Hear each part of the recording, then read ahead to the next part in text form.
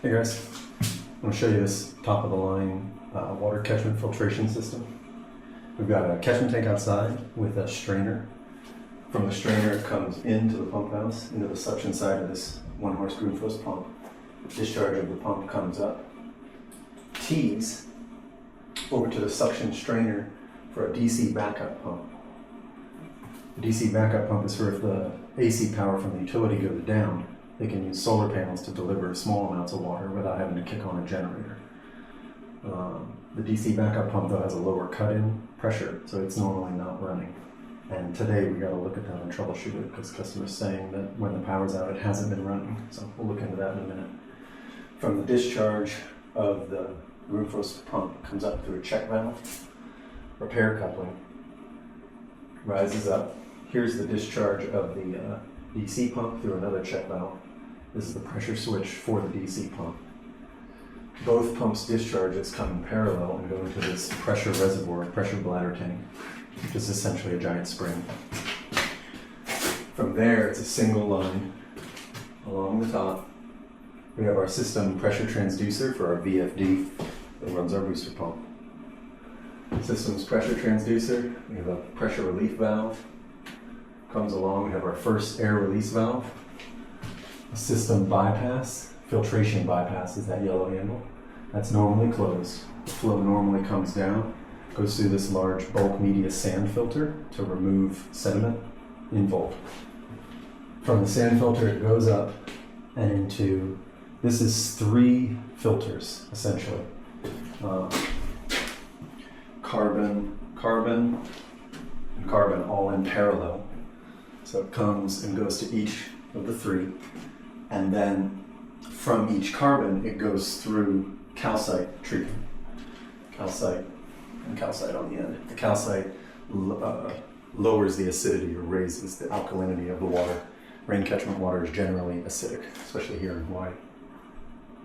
So we've got essentially 2 filters but in 6 bodies. So this one and this one are in parallel, and this one are in parallel and the same. And the outputs of those filters go down into a valve in the back corner and out to the house.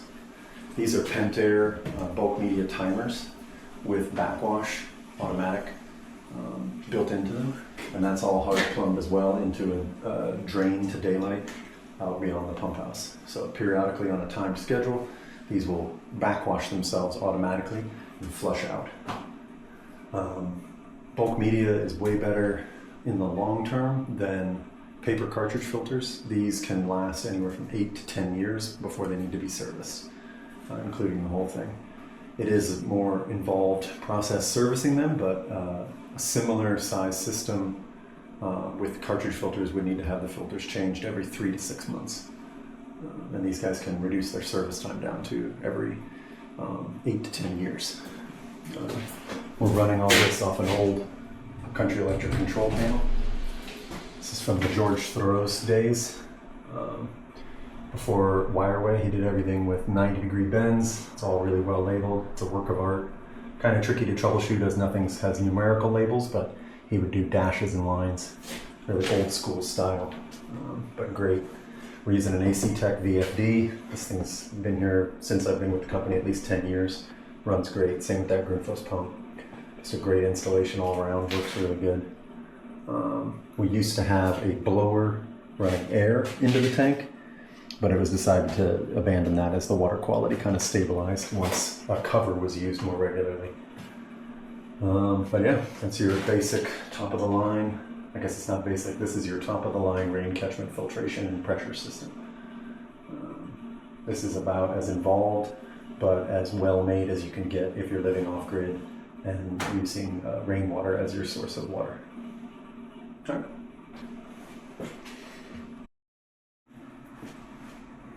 Alright, so troubleshooting this small DC backup pump.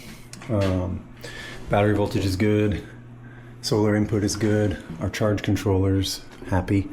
Went ahead and isolated the power. I checked the splice, checked the contacts on the DC pressure switch. Everything here is good. Voltages are all good. We had voltage at the motor. The only other control variable is it has its own built-in thermal switch on the outside. This is a rotary vane motor. It does not like running dry. And for protection, it has a pump thermal switch. It also has a motor thermal switch internally, but it has a pump thermal switch. And I went ahead and reset that. It's got a little tiny push button down there. I don't know if you can see that, but went ahead and hit that reset and it's running, but that doesn't guarantee that it's working. I want to see what its amps are, and I want to see if it can raise the system pressure as it should. So let's do that. Switch over to DC amps. It says 15 amps on the motor nameplate, but we'll see. And I've got the suction turned on. I've got the discharge isolated. So we should be good to go. It should slowly raise the system pressure. Doesn't sound the best. 3 amps.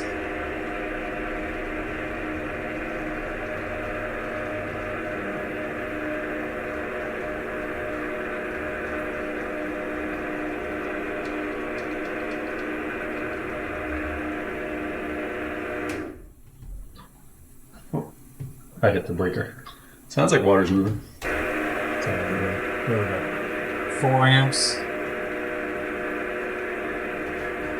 Looking up there is a pressure gauge, see if the water pressure is climbing.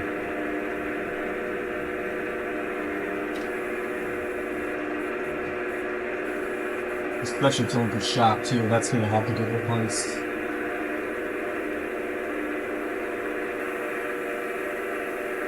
Pump feels cool to the touch. Only 4 amps. Pump feels cool to the touch. There's only 4 amps. What I want to do, I want to check this discharge filter, because if that's clogged, that's going to really throw off all our information here. So verify that's clear and then try and run it again and see if the pressure comes up. All right, got it isolated. Use a little air release and pressure relief to make sure there's no residual pressure on there. Let's have a look.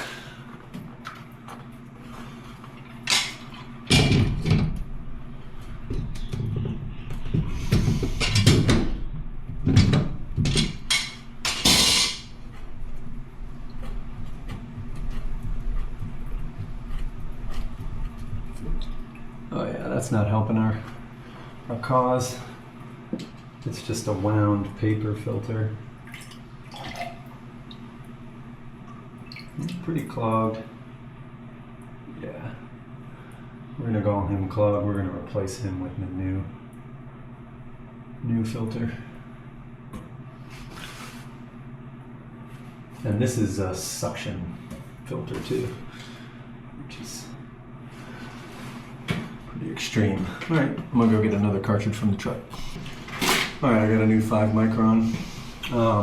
Usually don't have filters this fine on the suction side of pumps, but the tolerances inside this rotary vane are so tight that any little bits of debris, algae or anything coming out of the rain catchment tank will mess it up. So this tight tolerance works in this application. Just requires regular maintenance to check it and make sure it's not clogged up. Let's go ahead and prime it. Should get all air out. We can open the discharge valve. It's up here by you. Good. And yeah, that makes sense. At least there's a chance the pump is okay. It could be that the filter got clogged. There was little to no flow through the pump. The thermal switch saw the temperature on the pump opened, and that's why it hasn't been running. I hope.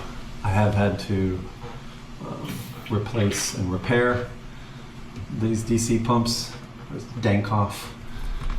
It's not too bad. Pretty simple, just tiny parts. All right, let's see. Get all the air out. This little button here, this little release. Looks like that. Oh, a little more. Yeah, that looks like all the air. That's good.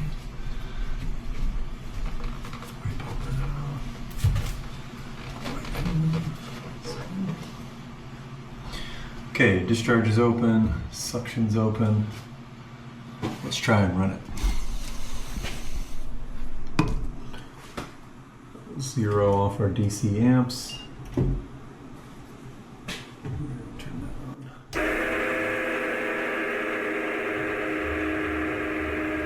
on. Sounds a little better. Slightly. 3.6 amps. 3.7. It's moving some kind of water. I can hear the tank hissing. 3.8.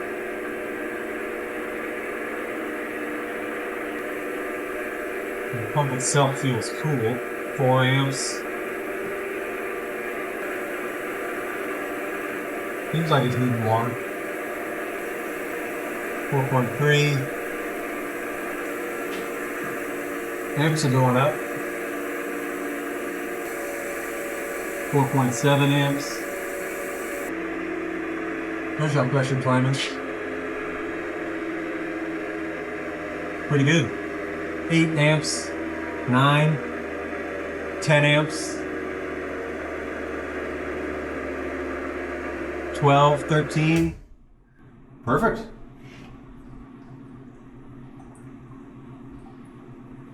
Very good. Shut off at about 50, which is right where we want it. I believe this one's cut in is a little lower than the VFD. This pressure tank is totally waterlogged though, and the bladder is leaking out. So the bladder is holding almost no air, so we have almost no captive air reservoir in the system, but it can limp along like that until we get a replacement in here. We'll come and put in a new 80.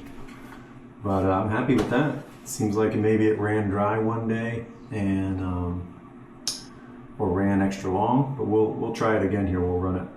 I'll use some water and we'll have it cut in and cut out.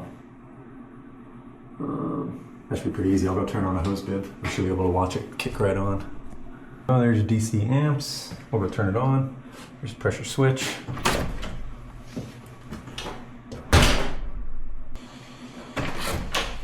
I'm just using a little bit of water because our bladder is so messed up, but even that little bit is causing our pressure to fall. There it goes, 9, 10 amps. Pressure's climbing. Gonna shut off around 50. Perfect. Okay, I'm gonna call that good. We'll put that back in service, we'll put the VFD back in service, and I think we're all set. So, other than the pressure tank, these guys are looking pretty good. We'll go ahead and put the VFD back online.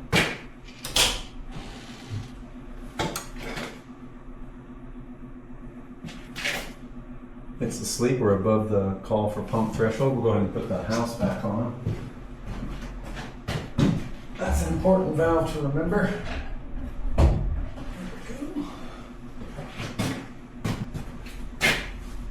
All right, let's use a little bit of water and watch the VFD pump run. There's our system pressure up top there. You guys can probably see everything just like that. All right.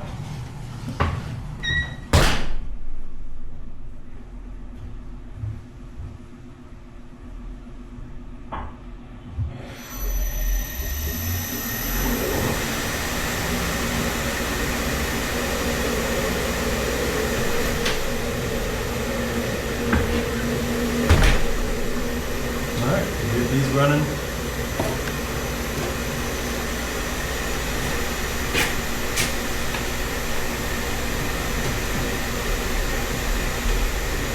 Three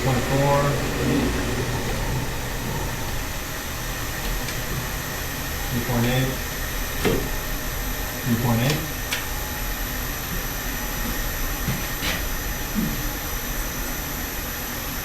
That's good.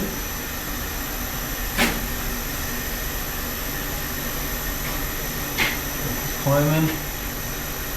We'll go ahead and shut off that hose bib and it should go to sleep.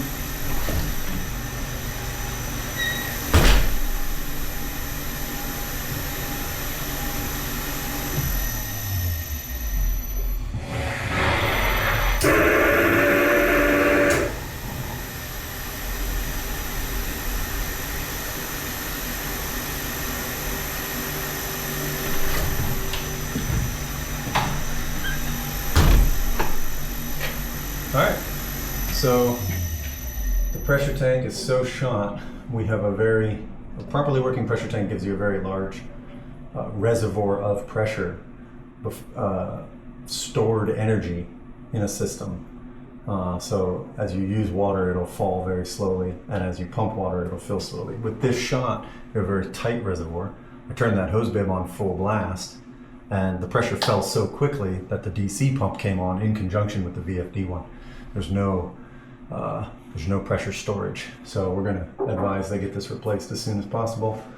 And until then, they should be able to limp along just fine with minimal pressure reservoir. It's just a single residence. So, yeah. All right. See you on the next one.